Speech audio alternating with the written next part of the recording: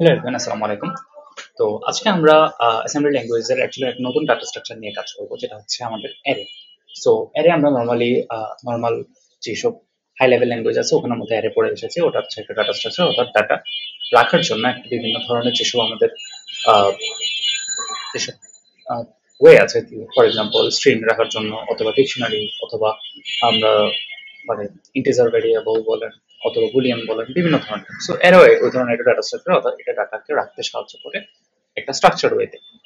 So আমরা normally জানি মানে আমাদের হাই লেভেল ল্যাঙ্গুয়েজের মধ্যে কিভাবে অ্যারেটাকে মডিফাই করতে হয়, বিভিন্ন ধরনের ইন্ডেক্সিং এর মাধ্যমে আমরা কাজটা করে থাকি। সো অ্যাসেম্বলি ল্যাঙ্গুয়েজের মধ্যে আমরা কিভাবে জিনিসটা করবো সেটাই আমরা আজকে দেখবো।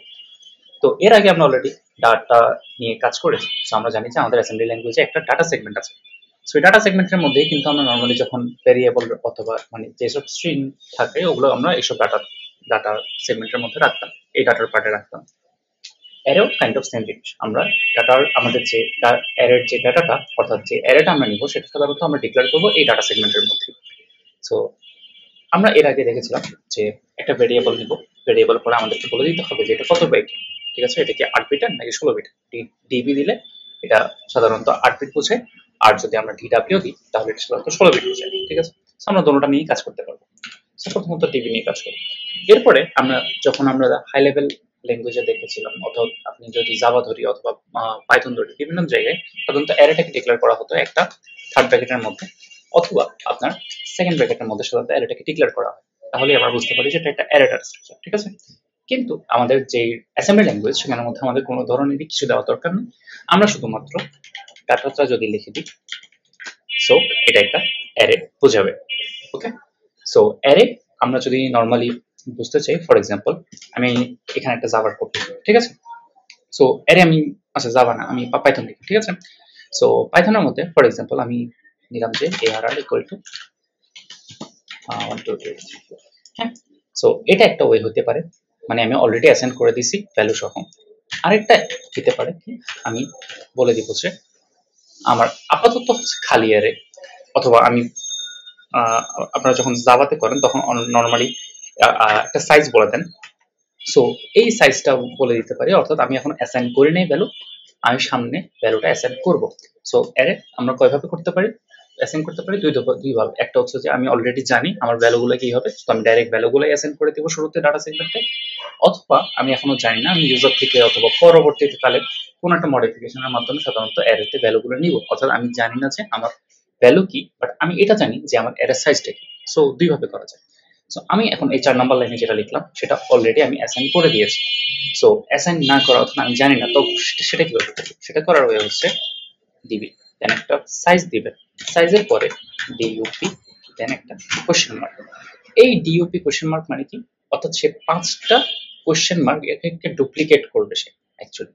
সো এই 5 সাইজের অ্যারে আমরা বি তে রেখে দিব। সো এটাই হচ্ছে অ্যাকচুয়ালি অ্যারের দুইটা নিয়ম। একটা হচ্ছে কি, যেটা অলরেডি অ্যাসাইন করে দিতে পারি, অথবা আমি জাস্ট সাইজটা জানি, সো আমি সাইজ অনুযায়ী একটা অ্যারে নিয়ে নিলাম, পরবর্তীকালে আমি অ্যারেটা নিয়ে কাজ করব। সো এই দুইভাবে আমাকে অ্যারে আমরা নর্মালি অ্যাসাইন করতে পারি, এবং এই জিনিসটা কোথায় করতে হবে, ডাটা সেগমেন্টের মধ্যে। সো এরপরে অলরেডি আমি ডাটাটাকে এক্সট্রাক্ট করে নিলাম। সো আমরা জানি, আহ, আমরা জানতাম যে স্ট্রিংটাকে যখন আমাদেরকে ভিতরে প্রসিডিওর করে আমাদেরকে ইউজ করতে হতো, সো তখন একটা ওয়ে আছে, সেটা হচ্ছে যে রিয়া। যখন আপনারা কোনো স্ট্রিং, অর্থাৎ আমি যদি বলি আমার এখানে একটা স্ট্রিং আছে সি হচ্ছে ডিবি, আমি হ্যালো লিখতে পারি, লাস্ট একটা ডলার সাইন। ওকে, সো ডলার সাইনটা দিলাম। সো এই ডলার সাইনটা দিয়ে আমি এখানে বুঝেছি এখানে একটা স্ট্রিং আছে। ঠিক আছে, এখন এই স্ট্রিংটা অ্যাকচুয়ালি আমার যেই ডাটা সেগমেন্টের মধ্যে কিভাবে আছে এই জিনিসটা কিন্তু আমরা এখন ভিজুয়ালাইজ করতে পারিনি অথবা জানতে পারিনি। এই স্ট্রিংটা ঠিক যেইভাবে আমাদের ডাটা সেগমেন্টে স্টোর হয়, ঠিক ওভাবেই কিন্তু আমরা অ্যারেটাও ওভাবে স্টোর। সো আমরা একটু নর্মালি দেখি। আচ্ছা, সো যখনই আমরা সাধারণত লিখছি এই যে হ্যালো, সো এইখানে প্রত্যেকটা ওয়ার্ড অ্যাকচুয়ালি আমার যে ডাটা সেগমেন্টের এক একটা ভাগে গিয়ে বসে যাচ্ছে। অর্থাৎ আমি যদি ধরি, প্রথমত হচ্ছে যে আমার এইচ বসবে, তারপর আমার ই বসবে, তারপর আমার এল বসবে, এরপর এল, এরপর ও, প্রত্যেকটা কিন্তু আমার অ্যাকচুয়ালি 8 বাইট করে করে নিচ্ছে।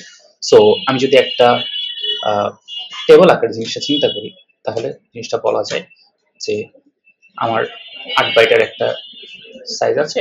সো প্রথম 8 বাইট স্টোর করব এইচ, পরের 8 বাইট স্টোর করবে ই, দেন এল, দেন আপনার এল, দেন ও। এটা এভাবে কিন্তু স্ট্রিংটা হয়।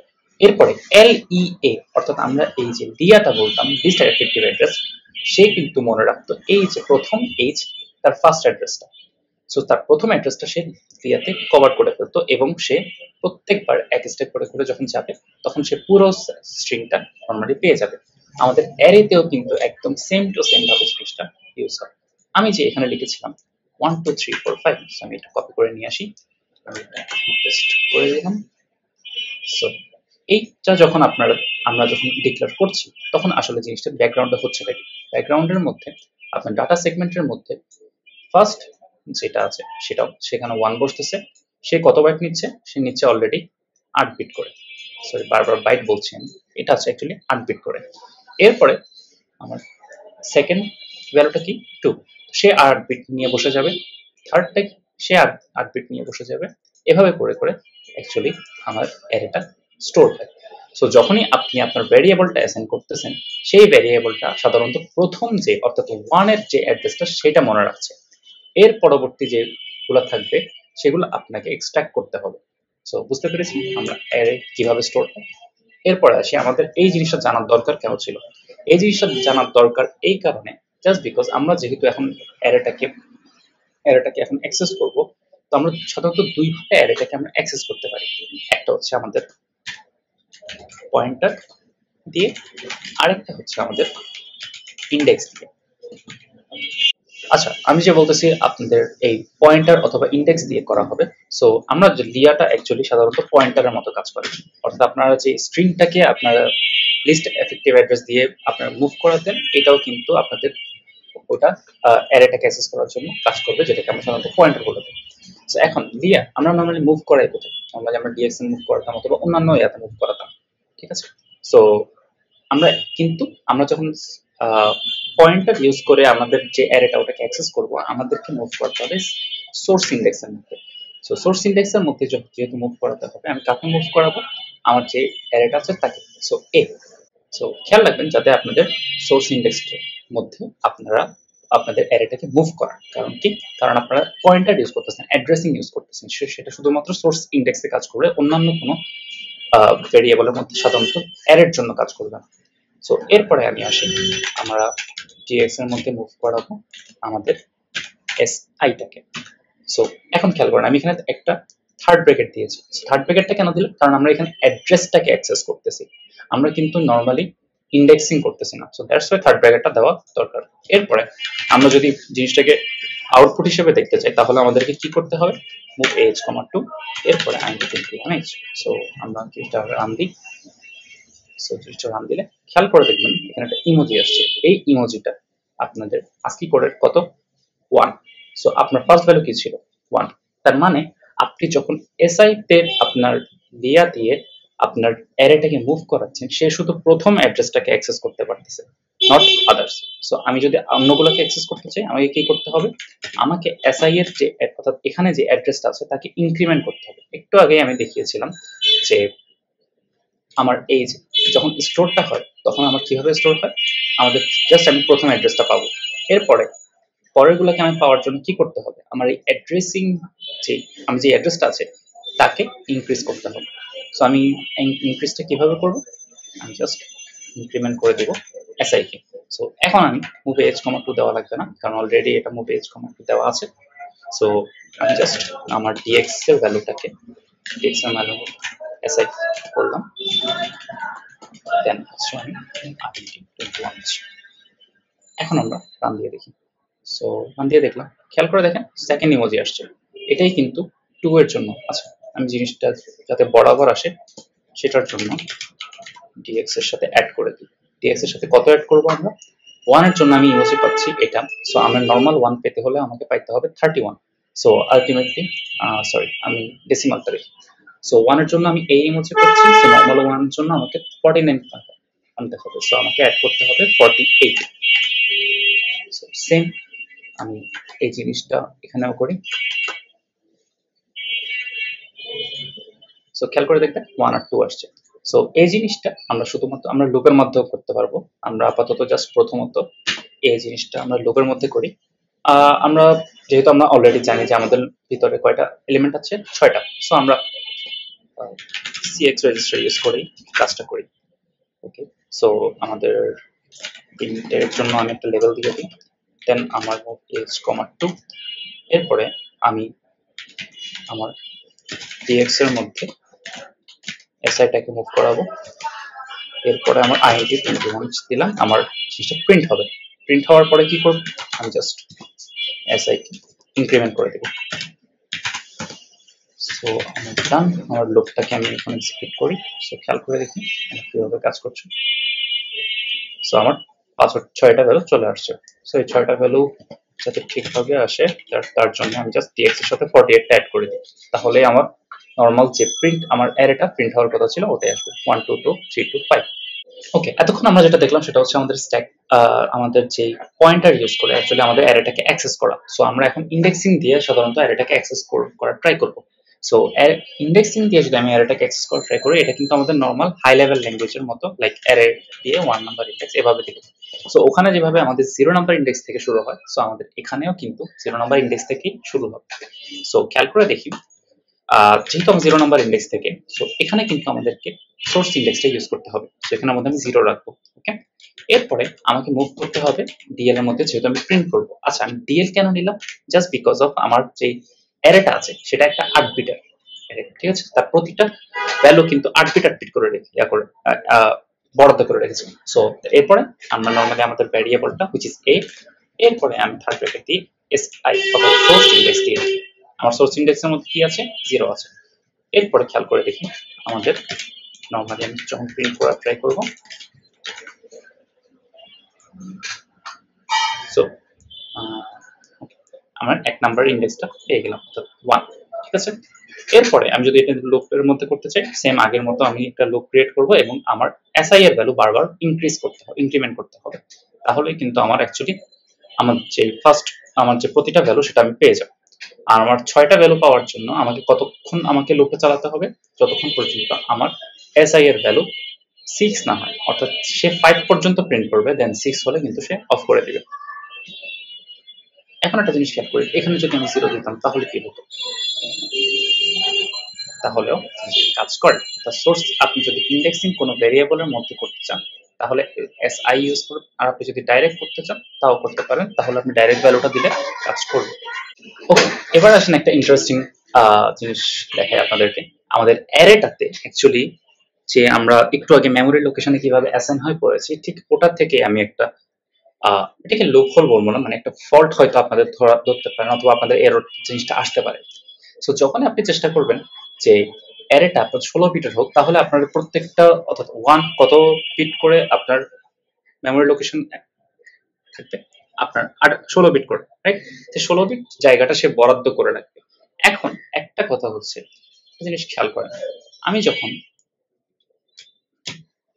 আমার যে মেমোরি লোকেশনটা আছে ডাটা সেগমেন্টের জন্য, এগুলো প্রত্যেকটা 8 বিট করে, ঠিক আছে? সো যখন আমি 16 বিট বরাদ্দ করতেছি, দ্যাট মিনস এই দুইটা মিলে কিন্তু আমার এখানে 1 থাকছে। অর্থাৎ ফার্স্টেরটাতে যদি আমার 1 অলরেডি মানে বসে যায়, অর্থাৎ তার পরেরটাতে অ্যাকচুয়ালি সব 0 বসবে, কারণ আমার এই জিনিসটা পুরোপুরি দরকার পড়ছে না। আমাকে অ্যাকচুয়ালি 16 বিটের জন্য ওই অত বড় নাম্বার লাগবে যেগুলো 8 বিটের বেশি লাগে বাইনারিতে। সো 1 তো আলটিমেটলি 8 বিটের মানে কমই হয়ে যায়, মানে 1 বিটেই হয়ে যায়, জাস্ট 1। সেম আমি এরপরে মোট 15টা 0 দিলে তারপর গিয়ে আমার এই ফুল মেমোরি লোকেশনটা ফিল আপ হবে। সো বলা যায় যে জাস্ট একটা এখানে 1 আছে, বাকি সব এখানে 7টা 0 আর এখানে পুরো 8টাই 0। এখন খেয়াল করেন, আমি যেহেতু এইটাতে আমি 1 পাচ্ছি, দ্যাট মিনস পরের লোকেশন যদি আমি অ্যাক্সেস করি জিনিসটা 0 পাওয়া উচিত। এখন খেয়াল করি আমাদের ইএমইউ তেও কিন্তু সেম জিনিসটা হবে। এখন দেখ, আমি এটা ডিডাব্লিউ করে দিলাম, অর্থাৎ এটা 16 বিট, প্রত্যেকটা 16 বিট করে আমার জায়গা নিয়েছে। সো এখন আমি এসআই যখন 0 দিব, তখন আপনার ডিএক্স এর মধ্যে আপনার এই এসআইটা মুভ হলো। এরপর আমি 48 অ্যাড করলাম, যেহেতু আমি দেখতে পারি যে আমার 1টা প্রিন্ট হচ্ছে কিনা। সো নরমালি দেখেন আপনার কিন্তু 1 প্রিন্ট হচ্ছে, তাই না? সো এখন আমি যদি 2 কে প্রিন্ট করতে চাই, আমাকে ইনক্রিমেন্ট এসআই করতে হবে, এটা এতটুকু আমি জানি। সো সেম আমি আগের কাজ এই 3টা লাইন, আচ্ছা এই 4টা লাইন অ্যাকচুয়ালি আবার লিখি, ঠিক আছে। এখন দেখেন কি হয়, আমি যদি রান দিই 1 0 কোথেকে আসবে, আমার তো কোথাও 0 নেই, তাই না? এটা কেন হয়েছে? এইটা ঠিক মেমোরি লোকেশনের কারণে। সে এই জায়গাতে স্ট্যাক সোর্স ইন্ডেক্সটা ছিল, যেটা আপনার 1 প্রিন্ট করেছে। সো আপনি যখনই ইনক্রিমেন্ট দিলেন, সে তার পয়েন্টারটা স্ট্যাক ইন্ডেক্সটা এখানে নিয়ে এসেছে, হুইচ ইজ 0। অর্থাৎ আপনাকে যদি আপনার পরের লোকেশন, যেটা 16 বিটের যদি আপনি অ্যারে ইউজ করেন, তাহলে আপনার পরের লোকেশনে যেতে হলে 2বার করে ইনক্রিমেন্ট করতে হবে।